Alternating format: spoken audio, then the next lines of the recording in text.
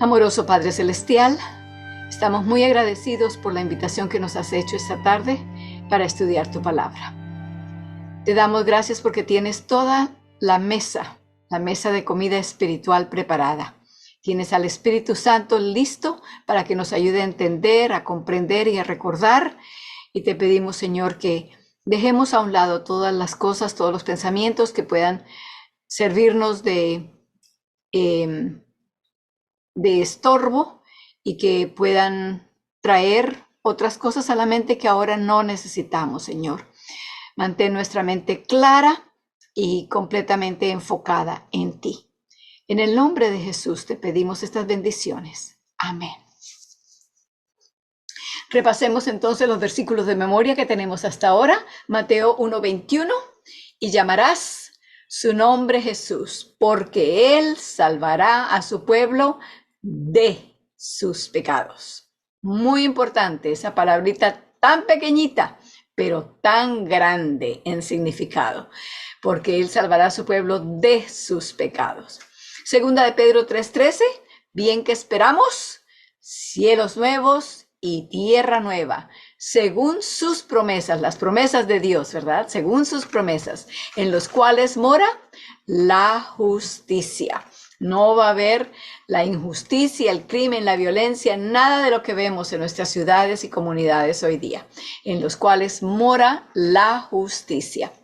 Hebreos 9:28 es el último de los que habíamos escogido y dice: así también Cristo fue ofrecido una vez para llevar los pecados de muchos y aparecerá por segunda vez sin relación con el pecado para salvación de los que le esperan. Ahí está nuevamente que eso es lo que estamos esperando, ¿verdad? En segunda de Pedro 3:13 dice: bien que esperamos cielos nuevos y tierra nueva, y en Hebreos 9:28 nos dice que Cristo regresará por segunda vez sin relación con el pecado para salvación de los que le esperan. Ahí está esa bendita esperanza. Entonces, vamos a pasar ahora a nuestro estudio del libro. Hemos llegado a la página 42. Estamos en el capítulo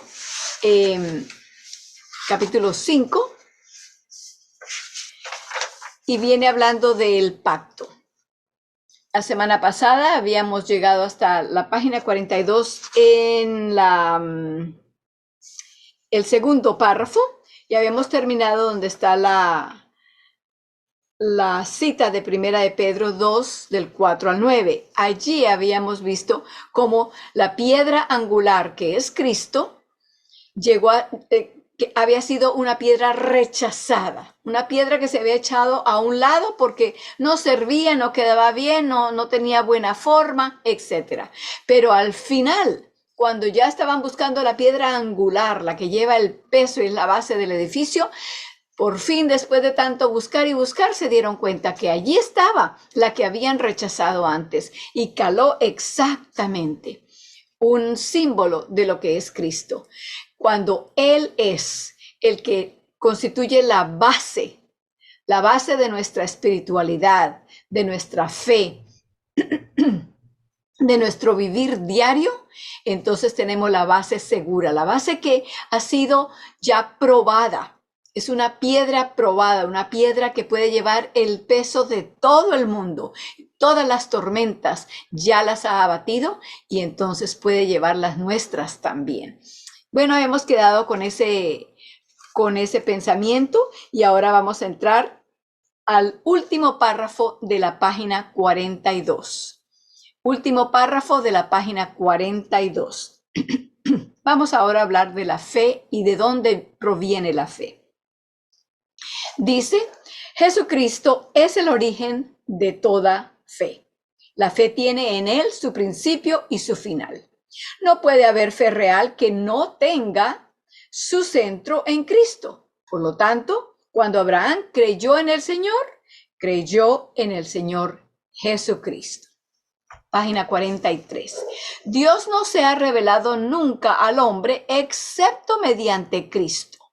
Esto de acuerdo con Juan 1:18. El que la creencia de Abraham haya sido fe personal en el Señor Jesucristo, queda también evidenciado por el hecho de que eso se le contó por justicia. Solamente la fe de Jesús puede ser una fe justa, una fe recta. No hay justicia excepto por la fe de Jesucristo, el cual nos ha sido hecho por Dios, sabiduría, justificación, santificación y redención.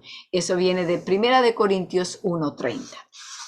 Ninguna justicia, y recordemos que la palabra justicia no se está refiriendo aquí a una serie de papeles y documentos que se firman y se sellan en una oficina y se pasan de un escritorio al otro y al fin llegan a un archivo. No, justicia aquí se refiere al buen hacer, al buen obrar, a la rectitud del carácter de una persona. Eso es lo que se denota la palabra justicia según la Biblia.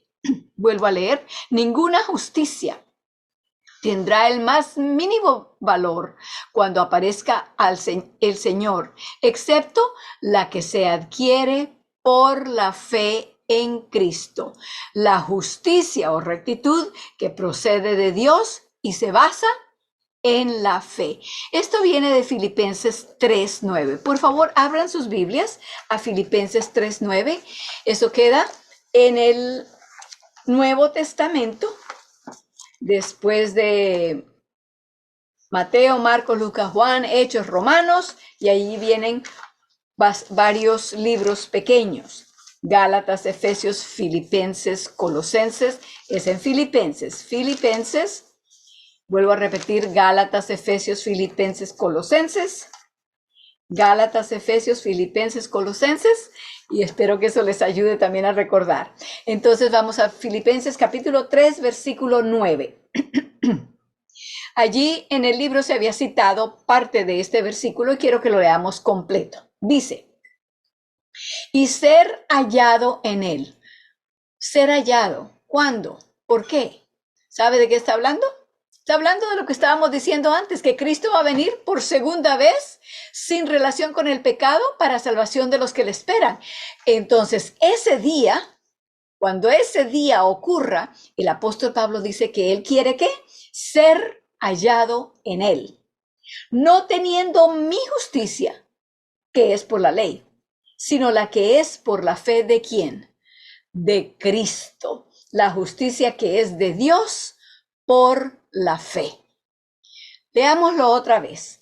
Y ser hallado en él, no teniendo mi justicia, que es por la fe, sino la que es por la fe de Cristo, la justicia que es de Dios por la fe. Quiero allí señalar que cuando dice no teniendo mi justicia que es por la ley, eso no quiere decir que la ley no sirve o que la ley ya no es válida, que ha expirado, que se ha abolido. No, esto quiere decir que no voy a tener una fe que es basada en mis propias obras de guardar la ley de Dios, porque la ley de Dios son promesas que Él nos ha hecho. Él nos ha prometido que Él va a cumplir eso en nosotros, que Él nos va a dar la motivación de hacerlo por amor a lo que Él ha hecho por nosotros. Pero si lo estamos haciendo por nosotros mismos y vamos a presentar, mire lo que yo hice aquí y lo que yo hice allá y a cuántas personas ayudé, así que me tienes que dejar entrar al reino de los cielos. Esa no es la fe que Dios necesita. Con esto en mente, vamos a leerlo otra vez para que lo entendamos muy bien. Y ser hallado en Él, en Cristo, no teniendo mi justicia, que es por la ley, por mis propias obras, sino la que es por la fe de ¿quién? De Cristo. La fe, la justicia que es de Dios, porque la fe de Jesús venía de Dios, porque Él dependía de Dios. Así que figurémonos aquí como un tren, ¿verdad? El primero ala al otro y el otro ala al otro y así van los vagones, ¿verdad? Nosotros la recibimos porque es de Cristo y Cristo la recibió ¿de quién? De su Padre, porque así vivió y fue como fue entonces victorioso sobre el pecado. Quería que tuvieran un buen entendimiento de ese versículo porque con mucho gusto les presento su próximo versículo de memoria. ¿Okay? Entonces es Filipenses 3:9. Escríbanlo para que no se les olvide y lo repasen y alimenten su mente y su espíritu con estas palabras. Entonces, regresemos ahora al libro, la página 43 donde íbamos, y dice, pero dado que Dios mismo contó la fe de Abraham por justicia o buen hacer, rectitud, queda claro que la fe de Abraham estaba centrada únicamente en Cristo, de quien procedía su justicia, su buen obrar.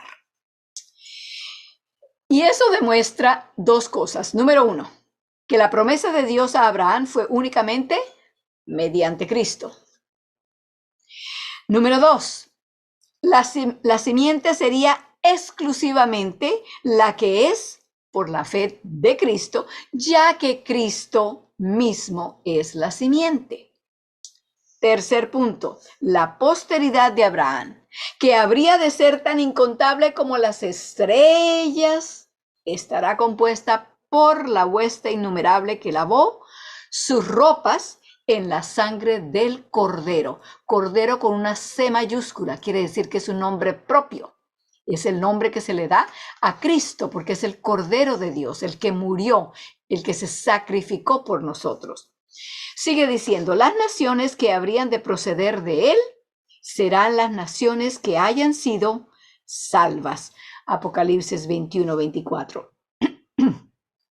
Se nos sugiere aquí que comparemos con Mateo 8, versículo 11. Así que vamos allá. Mateo, el primer libro del Nuevo Testamento.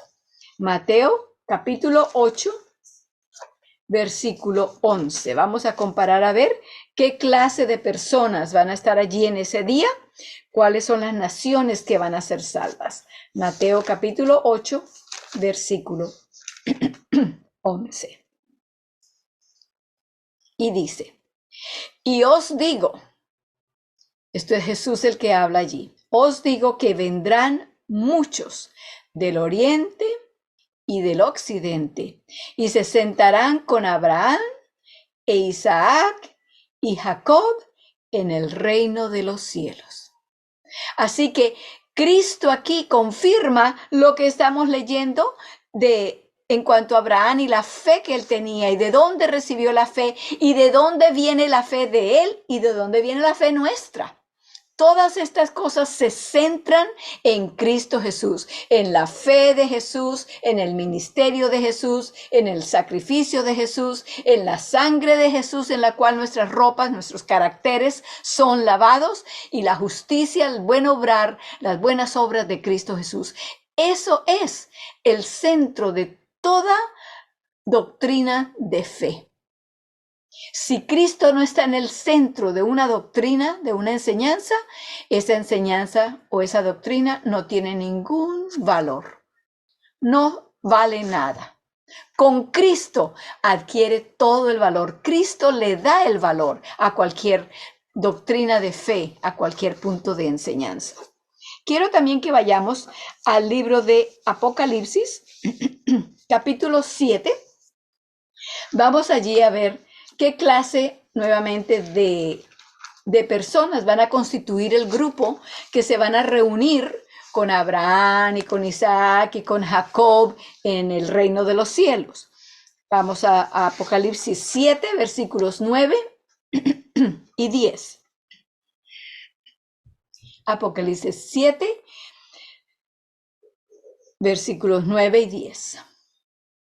Dice, después de estas cosas miré, y he aquí una gran compañía, la cual ninguno podía contar.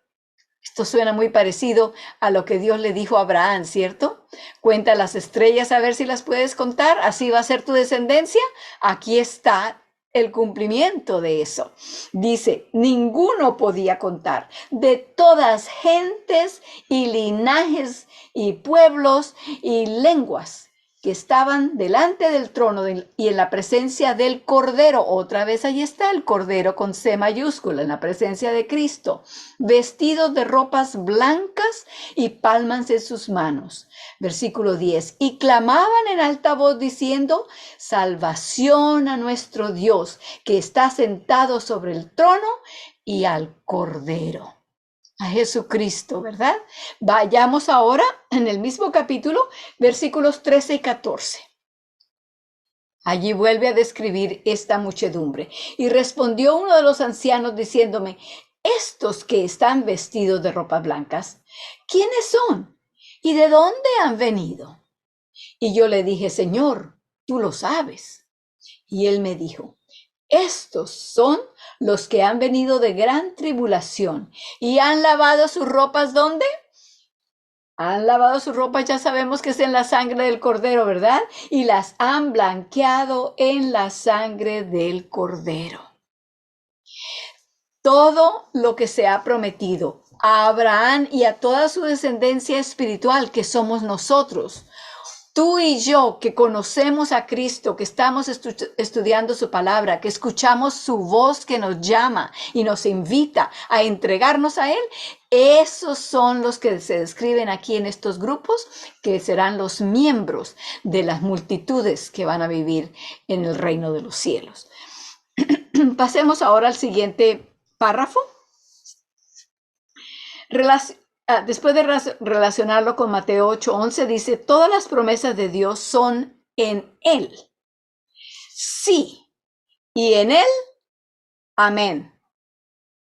O sea, que todo lo que Dios nos ha prometido, Dios nos prometió darnos vida eterna. ¿Por medio de quién? Por medio de Él. Así que por medio de Él, vida eterna, sí. ¿Hay vida eterna? Amén. Porque en Cristo son hechas una realidad. Vamos a 2 de Corintios y vamos a leer el versículo 19 también. Allí se cita nomás el 20. 2 de Corintios. Así que ya habíamos visto allá Gálatas, Efesios, Filipenses. Después de Romanos va 1 y 2 de Corintios. Así que 2 de Corintios, capítulo 1, versículos 19 y 20.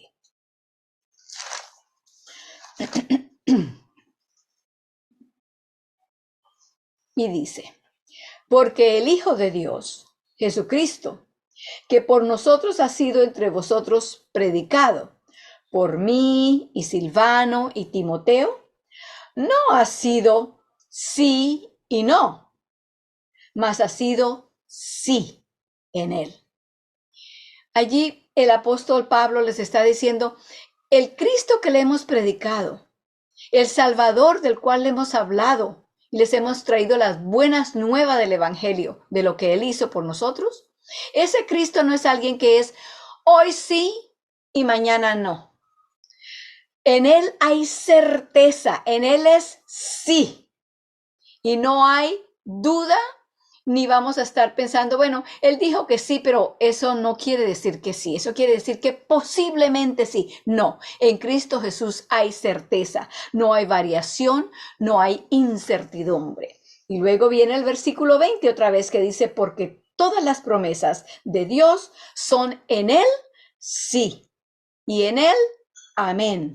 Por nosotros a gloria de Dios. Regresando al libro otra vez, entonces viene Génesis 15:18 y dice, aquel día hizo Jehová un pacto con Abraham diciendo, a tu simiente daré esta tierra, etc. En los versículos precedentes encontramos el establecimiento de ese pacto. Tenemos primeramente la promesa de una posteridad incontable y también de la tierra que Dios dijo, yo soy Jehová que te saqué de Ur de los Caldeos para darte. Darte quiere decir a la persona con la que está hablando, ¿verdad? A heredar esa tierra. Versículo 7. Es necesario recordar ese versículo al leer el 18, porque en caso contrario podríamos tener la impresión errónea de que hubo algo, la tierra, que se prometió solo a los descendientes de Abraham, con exclusión de él mismo. De Gálatas 3:16 se nos dice también para confirmación, a Abraham fueron hechas las promesas y a su simiente. No se dejó a Abraham por fuera y solamente las promesas eran para la simiente. No, Abraham y la simiente, para ellos todos incluidos son las promesas. Luego dice, y esto sería algo que sería digno de subrayar. A su simiente no se le prometió nada que no se le prometiera también a él. Este punto va a llegar a ser bastante importante a medida que seguimos el estudio. Página 44. Abraham creyó al Señor. No obstante, dijo: Señor Jehová, ¿en qué conoceré que he de heredar? Vamos allá a Génesis. Bueno, no, ahora no, vamos a esperar un momento y volveremos allí a esto, porque hay mucha profundidad allí, así que ya regresaremos allá. Sigamos aquí por ahora. Sigue a continuación el relato de la partición de la becerra, la cabra y el carnero. Se alude a ello también en Jeremías 34, 18 al 20, cuando Dios reconvino al pueblo por transgredir el pacto. Ahora vamos a leer, dice allí, esto viene de Génesis 15, 12 al 16, dice: a la caída del sol cayó sobre Abraham un profundo sopor, y el temor de una gran oscuridad cayó sobre él. Entonces Jehová le dijo: ten por cierto, y aquí viene un punto número 1, ten por cierto que tu simiente habitará en tierra ajena. Recuerden esa palabra, tierra ajena, no propia, ajena. Será esclava allí y se oprimirá 400 años. Pero también a la nación a la cual servirán, juzgaré yo, y después de esto saldrán con gran riqueza. Tú, en tanto, este es punto número 2, te reunirás en paz con tus padres y serás sepultado en buena vejez. Ahí están esos dos elementos. La simiente, los descendientes de él. Esto se lo está diciendo Dios a Abraham, cuando Abraham todavía no tiene ni un hijo, ni uno. Pero le está diciendo, dentro de una cierta cantidad de años, sus descendientes van a pasar 400 años de esclavos en una ciudad, en un país ajeno. Después de allá van a salir. Y en cuanto a ti, te tengo que decir, tú vas a morir, vas a ser sepultado. Esos son los dos elementos de esta cita que estamos leyendo. Tus descendientes volverán acá en la 4ª generación, porque hasta entonces no habrá llegado a su colmo la maldad del amorreo. Génesis 15, 12 al 16. Hemos visto que ese pacto era un pacto de justicia por la fe, puesto que la simiente y la tierra se obtendrían por la fe en la palabra de Dios. Fe que a Abraham le fue contada por justicia, de acuerdo con Romanos 4, 20 al 22. Veamos ahora qué más podemos aprender de los textos citados anteriormente. Queda claro, como estábamos diciendo hace un par de párrafos, que Abraham habría de morir antes de que se otorgara la posesión. Moriría bien entrado en años y su simiente sería extranjera en tierra ajena durante 400 años. El siguiente párrafo, pongámosle atención porque va a traer estos dos elementos a colación. No es solo que Abraham moriría, sino también sus descendientes inmediatos, antes de que la simiente poseyera la tierra que se les había prometido. De hecho, sabemos que Isaac murió antes que los hijos de Israel fueran a Egipto, y que Jacob y todos sus hijos murieron en la tierra de Egipto. A Abraham fueron hechas las promesas y a su simiente. Volvemos a repetir, estamos en la página 44, el último párrafo. El capítulo que estamos estudiando nos dice lo mismo. Es evidente que una promesa hecha a la simiente de Abraham no puede cumplirse otorgando lo prometido solo a una parte de ella. Y lo que se prometió a Abraham, subrayemos esto, lo que se prometió a Abraham y a su simiente no puede hallar cumplimiento a menos que Abraham participe tanto como su simiente. Seguimos desarrollando el punto en la página 45. ¿Qué demuestra lo anterior? Simplemente esto, que la promesa del capítulo 15 de Génesis, según la cual Abraham y su simiente poseerían la tierra, se refería a la resurrección de los muertos. Subrayen eso unas 20 veces. Esto es un punto muy, muy clave. La promesa, el pacto, el contrato que Dios estaba haciendo con Abraham, lo que le estaba prometiendo a él y a sus hijos, no a él solo, no a los hijos solos, sino a los dos en grupo, a él y a sus descendientes, tenía que ser traída solamente por la resurrección, porque Abraham no iba a estar vivo cuando los descendientes vivieran. Y hay más, hay mucho más que eso todavía.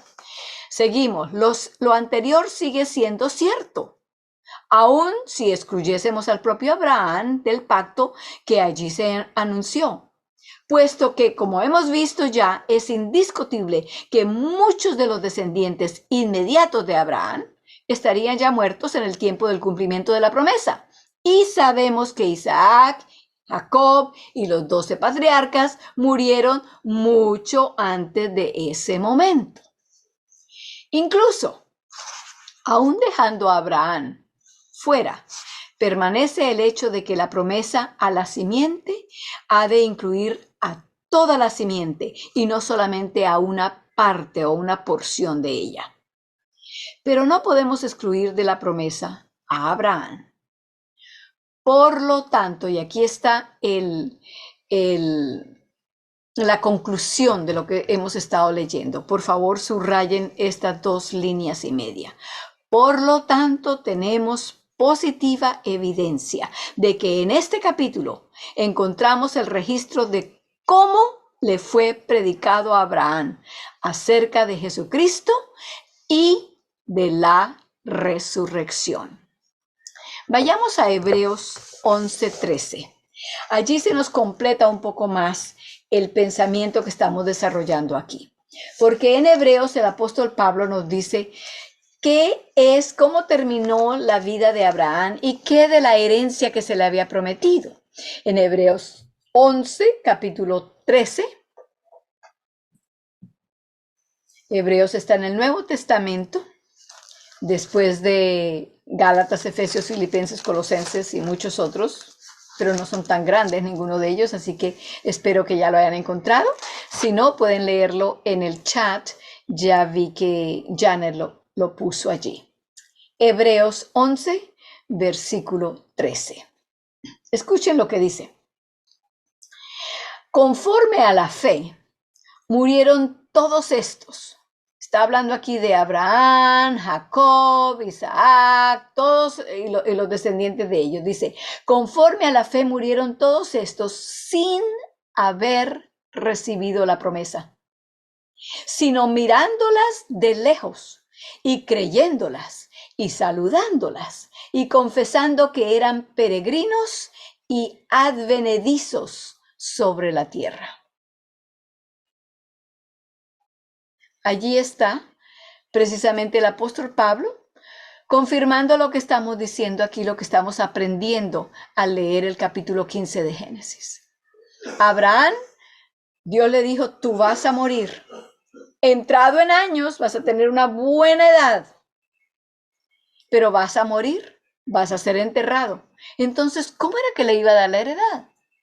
¿Cómo era entonces que se la iba a dar a él y a sus descendientes? A menos que él durara una eternidad, no iba a poder vivir junto con los descendientes. Por eso es que entonces solamente por medio de ¿quién? De Cristo, y por medio de la muerte de Cristo es que estas cosas van a ser entonces cumplidas a Abraham y a su simiente, que nos incluye a nosotros. Cuando Cristo venga va a haber la resurrección y en ese momento es que estas promesas se van a cumplir para Abraham y toda su descendencia por medio de Cristo y de su muerte. Y por el hecho de que Cristo resucitó, la resurrección de los descendientes, la simiente de Abraham, está más que concreta, más que cumplida. Ahora vamos a ver el cumplimiento tras la resurrección. Vamos a seguir desarrollando esto. Dice, eso nos capacita para comprender mejor por qué Esteban, cuando tuvo que enfrentar el juicio por predicar a Jesús, comenzó su discurso con una referencia a esas mismas palabras. Hablando de la estancia de Abraham en tierra de Canaán, afirmó que, noten aquí lo que dice Esteban. Déjeme aclarar un momento también quién es Esteban. Esteban fue uno de los diáconos que fueron nombrados y ordenados por la iglesia primitiva. Después de que Jesús regresó al cielo, quedaron un grupo de creyentes y en ese grupo de creyentes se formó una iglesia y cada quien tenía su oficio, su ministerio, su funcionamiento. Esteban fue uno de ellos y comenzaron a perseguir a los cristianos. Hemos hablado también de esto, hemos mencionado varias veces. En esa persecución, al que mencionaba el nombre de Jesús, como nadie en el gobierno de los romanos y mucho menos entre los escribas, fariseos y sacerdotes judíos, ellos no querían que se mencionara el nombre de Cristo. Mucho menos que se dijera que Cristo había resucitado. No, ellos no querían que el pueblo creyera en eso para nada. Entonces Esteban fue perseguido, lo tomaron preso, lo arrestaron y lo llevaron. Y delante del concilio él comenzó a hablar. Ahora, entre las cosas que dijo, aquí está lo que él dijo. No le dio herencia, dice, él afirmó que Dios no le dio herencia en ella, ni aún para asentar un pie. Estaba hablando de Abraham. ¿Por qué les hablaba a los judíos de Abraham? Pues porque los judíos eran descendientes, no necesariamente por fe, pero descendientes de la sangre, de los genes de Abraham. Conocían bien la historia, sabían todo lo que había sucedido, todo lo que Dios le había hablado, lo que le había prometido, todo aquello lo sabían ellos muy bien. Así que Esteban les estaba hablando de algo que era una historia muy conocida por ellos, pero él les quiere señalar algo que ellos no han entendido. Entonces les dice, o afirmó que Dios no le dio a Abraham herencia en esta tierra, ni aún para asentar un pie, pero prometió dársela en posesión a él y a su simiente, nuevamente, después de él, aunque él aún no tenía hijo. Esto es en Hechos 7:5. Ahora, quiero agregar también aquí que todo anduvo bien mientras él les dijo que de Abraham y lo que Dios le había prometido y todo esto. Pero cuando Esteban llegó al punto donde les dijo que era por medio de Cristo, ese Jesús que había sido crucificado y que había resucitado entre los muertos, etc., allí entonces sí ya las cosas cambiaron, porque el concilio se levantó en contra de él, no lo dejaron hablar más y enseguida, de una vez, votaron entre todos que debían de quitarle la vida. Lo sacaron a las afueras de la ciudad, fuera de los muros de la ciudad, y allí lo apedrearon. Así fue como murió Esteban. Esteban fue el primer mártir de entre los cristianos. Seguimos leyendo. En esa referencia a esa promesa, que era bien conocida por todos los judíos, Esteban les mostró de la forma más indiscutible que solo podía hallar cumplimiento por la resurrección de los muertos mediante Jesús. Y con eso selló su sentencia de muerte, ¿verdad? Seguimos. Tú, en tanto, te reunirás en paz. Esto viene de Génesis 15:15. Te reunirás en paz con tus padres y serás sepultado en buena vejez. Y tus descendientes volverán acá en la 4ª generación, porque hasta entonces no habrá llegado a su colmo la maldad del amorreo. Eso nos permite conocer la razón por la cual Abraham murió en la fe, a pesar de no haber recibido la promesa.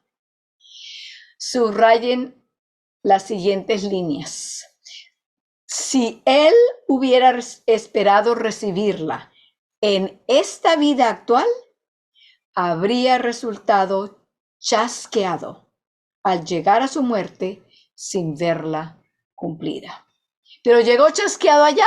No, ya leímos aquí en Hebreos. Hebreos 11:13, vuelvo a leerlo. Conforme a la fe murieron todos estos sin haber recibido las promesas, sino mirándolas de lejos y creyéndolas y saludándolas y confesando que eran peregrinos y advenedizos sobre esta tierra, porque la tierra para ellos no es esta, es la venidera. ¿Recuerdan 2 de Pedro 3:13, que es uno de nuestros versículos de memoria?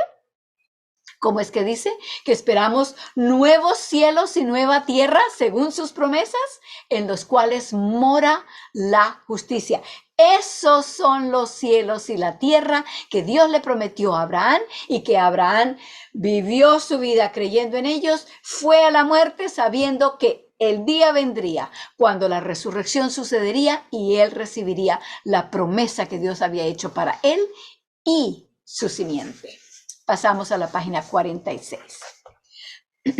Pero Dios le dijo claramente que habría de morir antes de ver su cumplimiento. Por lo tanto, dado que Abraham creyó a Dios, es claro que comprendió lo relativo a la resurrección y que creyó en ella. La resurrección de los muertos, como veremos, estuvo siempre en el centro de la esperanza de todo verdadero hijo de Abraham. Pero agrandemos algo más. En la cuarta generación, o después de los 400 años, su simiente habría de ser liberada de la esclavitud en la tierra prometida. ¿Por qué no habrían de poseer la tierra de una vez? Porque la maldad de los amorreos no había llegado a su plenitud. Eso muestra que Dios daría a los amorreos tiempo para arrepentirse, o en su defecto, tiempo para que cumplieran las medidas de su maldad, demostrando así su descalificación para poseer la tierra. Veamos allí entonces, podemos ver allí que la misericordia y la gracia de Dios es extendida a todo ser humano, no solamente a los israelitas, no solamente a los que eran descendientes, hijos, nietos, bisnietos, tataranietos de Abraham, no, a todas las naciones, por muy paganas que fueran. Dios les extendía la gracia, se las extendía y les pedía y les daba tiempo, más tiempo, más tiempo, más tiempo. Así lo sigue haciendo para todos nosotros.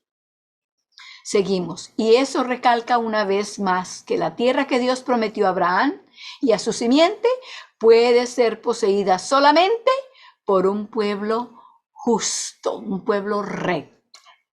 Dios no expulsaría de la tierra a aquellos en los que hubiera la más mínima posibilidad de llegar a ser justos. Pero el hecho de que el pueblo que habría de ser destruido de delante de los hijos de Abraham lo fuese debido a su maldad, muestra que se espera que los poseedores de la tierra sean justos. Por lo tanto, vemos que la simiente de Abraham, a quien fue prometida la tierra, había de ser un pueblo justo. Eso quedó ya demostrado por el hecho de que a Abraham se le prometió la simiente solo mediante la justicia de la fe. Quiero entonces ahora sí que regresemos a Génesis capítulo 15. Génesis capítulo 15. En el capítulo 15 ya habíamos leído antes, Dios se le presenta a Abraham y le dice: no temas, Abraham, yo soy tu escudo y tu galardón supremamente completo. Y luego Abraham le dice: ay, sí, yo estaba esperando porque usted me prometió un hijo y no tengo ninguno, pero aquí tengo a este esclavo que nació en mi casa, ya con este puede ser así. Y Dios le dice: no. Va a ser alguien que va a salir de tus entrañas. Y lo sacó, le mostró las estrellas en el cielo y le dijo que las contara y que si no podía, que creyera que así iba a ser el número de sus descendientes. Y Abraham dijo: amén, que así sea. Le creyó a Dios y Dios se lo contó por justicia. Vamos entonces a leer el versículo 8. Después de que Dios se lo contó por justicia, vamos a ver qué ocurrió. Abraham, en el versículo 8, le respondió: Señor Jehová, ¿en qué conoceré que la tengo de heredad? No era aquí no es que Abraham está dudando o él está haciendo la pregunta a Dios a ver si lo hace caer. No, Abraham quiere saber cómo va a ser. Ya entiende y cree que va a ser como las estrellas del cielo, pero quiere saber cómo va a ser. Y Dios se compadece y se rebaja a contestarle la pregunta, pero no se la contesta en una respuesta va a ser así, así, así. No, miren cómo lo hace. Versículos 9 y 10. Génesis 15, 9 y 10. Y le dijo, apártame una becerra de 3 años y una cabra de 3 años y un carnero de 3 años, una tórtola también y un palomino. Y tomó él todas estas cosas y partiólas por la mitad y puso cada mitad enfrente de la otra, mas no partió las aves. Y descendían, este es en el versículo 11, déjenme explicar un momento allí en el versículo 9 y 10 que acabamos de leer. Pueden hacerse la idea entonces, está esta cabra y la parten por la mitad y puso la mitad de la cabra aquí y la otra mitad acá. La mitad de la vaca aquí, la becerra aquí y la otra mitad acá. La mitad del carnero aquí y la mitad del otro carnero, del mismo carnero, la otra mitad aquí a este lado. Así que queda como un pasillo, ¿verdad? En medio de los pedazos. Las aves no las cortó, sino simplemente puso el palomino en un lado y la tórtola en el otro. Y allí quedó aquel pasaje, aquel pasillo. Luego en el versículo 11 se nos dice qué pasó. Dios no hizo nada más allí. Ahí quedó eso, al menos por un tiempo. Y luego en el versículo 11 dice, y descendían aves rapaces, aves de rapiña, ¿verdad? Sobre los cuerpos muertos y ojeábalas a Abraham. Le tocó espantar y espantar todo ese tiempo y seguía espantando. Y Dios no dijo nada más, no hizo nada más. Claro, estaban en el desierto, las aves de rapiña ven aquella carne de animal muerto y se imaginan, bueno, aquí llegó la hora del almuerzo, aquí no lo trajeron de una vez, pero no era para que las aves de rapiña se las comieran. Vamos ahora al versículo 17. En medio de todo esto es cuando Dios le habla y le dice que sus hijos, sus descendientes van a ser esclavos y que él, Abraham, va a morir de buena edad y demás, pero que va a ser enterrado. Y luego en el 17 ocurre lo siguiente. 17. Sucedió que puesto el sol y ya oscurecido, dejóse ver un horno humeando y una antorcha de fuego que pasó por entre los animales divididos. ¿Qué era ese horno humeante y esa antorcha de fuego? Esa es una representación, un símbolo de la presencia divina. Pasó por en medio de esto. ¿Qué significado tiene eso? La forma en que se firmaban los contratos en ese tiempo. Si una persona le iba a vender un terreno a otra persona, hacían el negocio y entonces luego iban a la puerta de la ciudad y allí decía, bueno, entonces vamos a firmar el contrato. Tomaban un animal, un cordero, un carnero, algo así, uno solo, no eran varios, uno solo, lo cortaban por la mitad, lo ponían una parte en un lado, la otra parte al frente, y luego pasaba uno de los que estaban en el pacto diciendo, yo te vendo el terreno del cual hablamos. Y el otro pasaba diciendo, yo te pagaré lo que hablamos que iba a ser el negocio. Y así era como firmaban el contrato. En otras palabras, diciendo que nos suceda lo que le sucedió a este animal si no cumplimos con las partes que nos prometimos. Entonces, ¿qué es lo que Dios está haciendo allí? Abraham no pasó. El que pasó fue la presencia de Dios en medio de estas mitades de animales que habían sido divididos. ¿Qué estaba diciendo Dios entonces al hacer eso? Estaba diciendo, Abraham, que me suceda a mí lo que le sucedió a estos animales si yo no cumplo la palabra de las promesas que te he hecho. ¿Recuerdan la pregunta que hizo Abraham en el versículo 8? ¿Cómo sabré, Señor, que tú vas a hacer esto para mí? Dios le está diciendo, va a ser cuando mi corazón y mi relación entre la deidad sea rota por primera vez, por única vez, porque habían sido unidos, Padre, Hijo, Espíritu Santo, la deidad había sido una desde la eternidad pasada.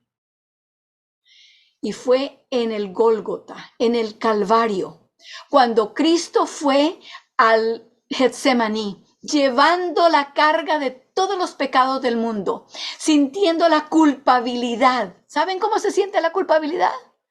Cuando uno sabe que ha hecho algo errado y que tiene que arreglarlo y no lo deja esto dormir ni pensar, y aunque uno esté divertido con otra cosa, sin embargo de pronto otra vez le vuelve y uno se siente mal. Y ya después que han pasado hasta los años y ya se han hecho las cosas bien, sin embargo, cuando se acuerda uno de esa situación, ay, que uno quisiera que eso quedara borrado. Imagínense a Cristo cargando esa culpabilidad de todas las personas desde Adán hasta el final. Un peso terriblemente grande. De eso fue que murió Cristo. No murió por los golpes y los azotes y la sangre que le corrió y las heridas que le hicieron, ni la asfixia de estar colgado en la cruz. Murió de un corazón quebrantado, porque en esa cruz Cristo dijo, Dios mío, ¿por qué me has desamparado? Se había roto por primera vez esa unidad que había sido una desde el principio. Aunque la promesa la había hecho Dios y la había cumplido y la cumplirá para siempre, sin embargo, la respuesta a la pregunta de Abraham, ¿cómo guardarás este pacto conmigo? Es así, Abraham. Tendremos que romper el corazón de la divinidad para poder hacer que las promesas se cumplan para la humanidad que ha caído en el pecado. ¿Qué significa esto para nosotros? ¿Entendemos lo que sucedió en el Calvario? Sucedió por mí. Sucedió por cada uno de nosotros. ¿Dejaremos que esa ruptura, que ese amor demostrado allí sea en vano? ¿O responderemos y diremos, cuánto siento que hayas sufrido de esa manera por mis decisiones al pecar? Quiero ser tuyo para siempre. Pongámonos de rodillas para terminar con una oración.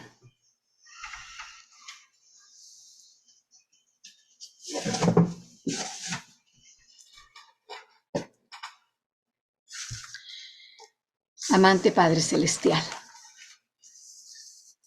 gracias porque con tanta paciencia nos muestras, nos enseñas el amor que tienes y que seguirás teniendo hacia nosotros.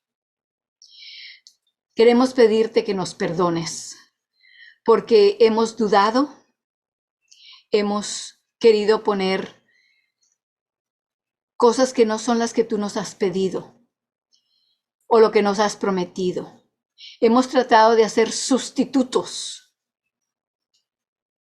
para poner en lugar de las promesas que tú has hecho para nosotros. Perdónanos. Gracias por la sangre de ese cordero que quita el pecado del mundo y que está dispuesto a quitar el pecado de cada uno de nosotros. Porque como se dio en su nombre, llamará a su nombre Jesús, porque Él salvará a su pueblo de sus pecados. Queremos ser salvos, Señor, de nuestros pecados. No solamente porque queremos la vida eterna y vivir en el cielo contigo y gozar de todas las bendiciones y las bellezas que tienes planeadas para nosotros. Las queremos porque queremos estar contigo para siempre. Al que ha sido el amante de nuestro corazón, el amante de nuestras vidas, el que nos ha amado y nos amará con un amor eterno. A Él, a ti queremos servirte. Recibe nuestro corazón, nuestras vidas, en agradecimiento por lo que has hecho. En el nombre de Jesús. Amén.